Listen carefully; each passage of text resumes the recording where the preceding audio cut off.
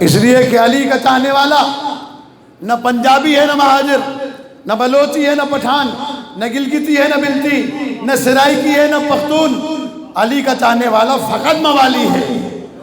قیامت کے دن آپ کو یہ کہہ کے نہیں بلایا جائے گا پنجابی آ جائیں، مہاجر آ جائیں، بلوچ آ جائیں، پٹھان آ جائیں، وہاں بلایا جائے گا علی والے آ جائیں۔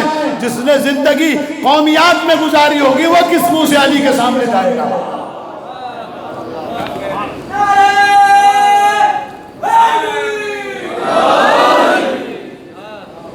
عزیزان گرامی،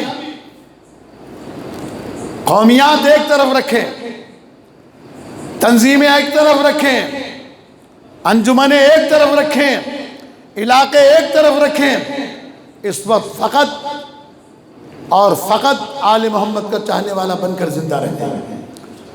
پھر آپ تنظیموں میں رہیں تو میں تنظیموں کا مخالف نہیں ہوں، کسی بھی تنظیم سے آپ کا وابستگی ہو رہیں، تنظیم کے لیے کام کریں، قوم کے لیے کام کریں، لیکن جہاں شیعت کی بات آئے وہاں تنظیم ایک طرف ہو جائے، وہاں فقط آل محمد کی ولایت سامنے آ جائے۔ یہ ضرورت ہے ہماری، یہ ذمہ داری ہے ہماری۔ ہم فقط اور فقط آل محمد کے چاہنے والے ہیں۔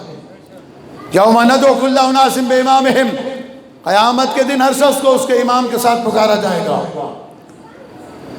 جس کا جو امام ہوگا۔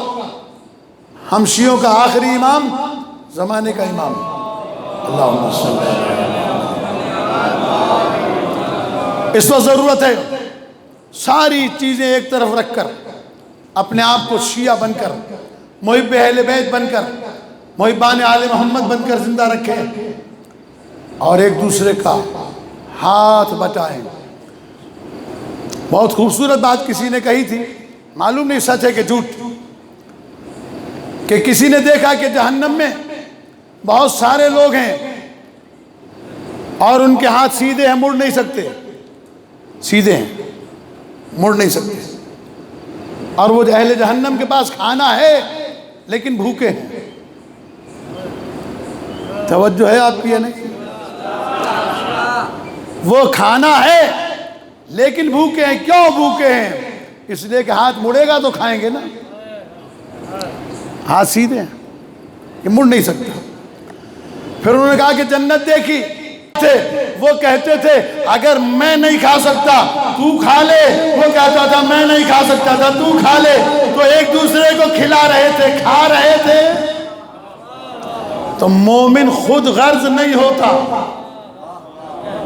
مومن اپنے بھائی کا خیال کرتا ہے، مومن اپنے ماں باپ کا خیال کرتا ہے، مومن اپنے عزیزوں کا خیال رکھتا ہے۔